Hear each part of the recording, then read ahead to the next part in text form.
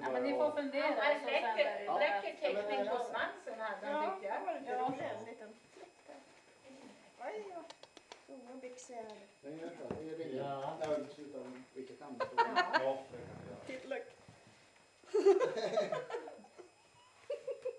Ja, han kan bli... Man är som sagt upp mycket fart i den här världen. Ja. Vi är beredda på det. Exakt. Det är egentligen bara bra, tror jag. Ja. Jag tror pappa valde... Vi har en grå hund, men han har hunnit bli 11 år. Ja. Men då vi skulle välja, då tror jag att han fastnade lite för det, för att han var företag. Så. Ja. Det var...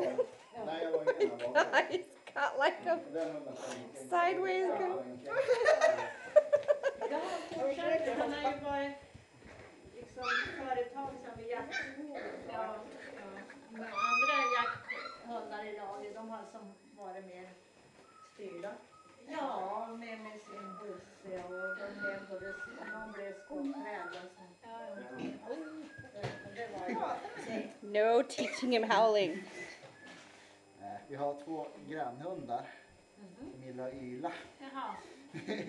Jag försöker att inte lära mig Yla Alltså kanske. våra hundar skäller ju inte. Alltså när de är hundgården, de skäller inte. De gångerna det skälls här, det är ju när flickorna är